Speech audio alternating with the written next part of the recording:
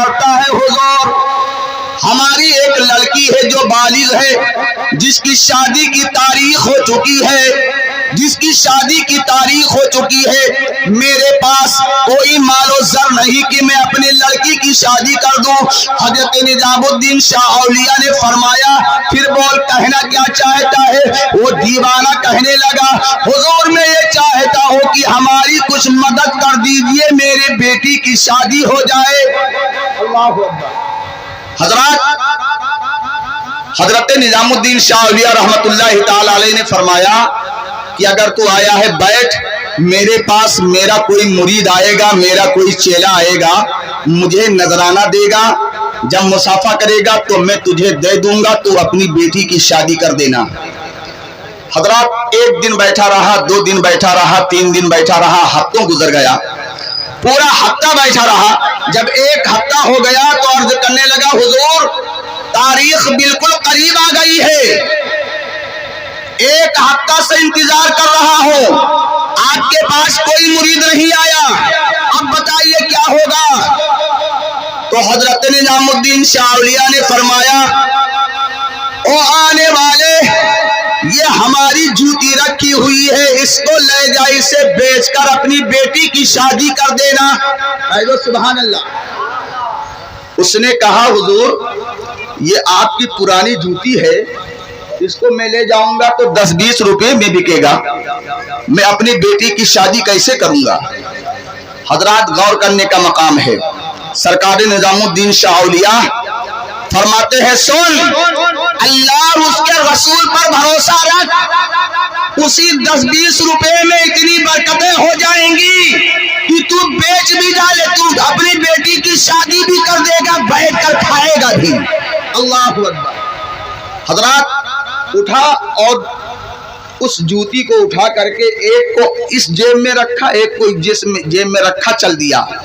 پیدل کا سفر تھا، دہلی شریف سے باہر نکلا، چلتے چلتے ایک مسافر خانہ ملا، شام کا وقت ہو گیا، کیا دیکھتا ہے کہ اس مسافر خانے میں تمام لوگ آرام کر رہے ہیں۔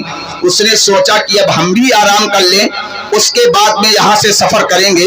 جب وہ آرام کرنے کے لیے لیٹا تو حضرت نظام الدین شاہ اولیاء دہلی شریف علیہ الرحمہ کے ایک مرید تھے جن کا نام تھا حضرت امیر خسرو۔ حضرت امیر خسرو اپنے وقت کے بہت بڑے شاعر تھے اور بہت بڑے عالم بھی تھے، ان کا کلام فارسی میں ہوا کرتا تھا۔ حضرات آپ اندازہ فرمائیں، ایک بادشاہ نے آپ کو بلایا تھا قصیدہ سننے کے لیے، آپ قصیدہ سنا کر کے گھوڑے سے چند لوگوں کے ساتھ واپس آ رہے تھے، اور قصیدہ اس بادشاہ کو اتنا پسند آیا تھا کہ ایک بوری بھر کر کے سونا چاندی اور اشرفی زیورات آپ کو انعام میں دیا تھا۔ جب آپ اس مسافر خانہ کے بغل سے گزرے، قریب سے گزرے، تو آپ نے فرمایا لوگوں ٹھہر جاؤ۔ لوگوں نے کہا حضور کیا ہوا؟ کہا یہاں میرے مرشد کے پسینے کی خوشبو آ رہی ہے۔ سبحان اللہ۔ یہاں میرے مرشد کے پسینے کی خوشبو آ رہی ہے۔ حضرت امیر خسرو مسافر خانہ میں تشریف لے گئے، پتہ کرتے ہیں کہ یہاں پر کوئی دہلی سے آیا ہے۔ لوگوں نے بتایا ہاں ایک نوجوان آیا ہے، کونے میں لیٹا ہوا ہے۔ جب اس کے پاس جاتے ہیں، حضرت امیر خسرو فرماتے ہیں کیا آپ دہلی سے آئے ہیں؟ اس نے کہا ہاں میں دہلی سے آیا ہوں۔ کیا کرنے گئے تھے؟ آیا امیر خسرو میں بہت غریب ہوں، میری بیٹی کی شادی ہے، تاریخ ہو چکی ہے، حضرت نظام الدین شاہ اولیاء کے پاس گیا تھا کہ کچھ مدد کر دیں گے تو میری بیٹی کی شادی ہو جائے گی۔ 1 ہفتہ بیٹھا رہا، وہاں کچھ نہیں ملا، صرف اپنی جوتی کو دے کر کے انہوں نے واپس کر دیا ہے، اور کہا فرمایا ہے کہ اسے بیچ کر کے اپنی بیٹی کی شادی کر لینا۔ حضرت امیر خسرو نے فرمایا کیا تو اس جوتی کو بیچے گا؟ کہہ دو سبحان اللہ۔ کیا تو اس جوتی کو بیچے گا؟ اس نے کہا حضور آپ کیا مجھ سے مذاق کر رہے ہیں؟ کہا سن میں نے جوتی خرید لی ہے، قیمت بول کیا لے گا؟ اس نے کہا حضور جو سمجھ میں آئے دے دینا۔ میں کیا بولوں، بہت غریب آدمی ہوں۔ حضرت امیر خسرو نے فرمایا سن لے، میں ایک بادشاہ کے یہاں قصیدہ سنانے گیا تھا، اس بادشاہ نے ایک بوری سونا چاندی مال و زر مجھے دیا ہے، اس جوتی کے بدلے میں تو ایک بوری سونا چاندی گھوڑا سمیت لے لے اور میرے مرشد کی جوتی کو مجھے دے دے۔ اللہ حضرات توجہ چاہوں گا، حضرت امیر خسرو نے جب اس جوتی کو لیا تو پہلے اسے چوما، بوسہ دیا، اپنے سر پر رکھا، سر پر رکھنے کے بعد اللہ اکبر اس کے اوپر سے عمامہ شریف باندھا، عمامہ شریف باندھنے کے بعد اپنے گھر پر نہیں گئے بلکہ نظام الدین شاہ اولیاء کے بارگاہ میں آتے ہیں۔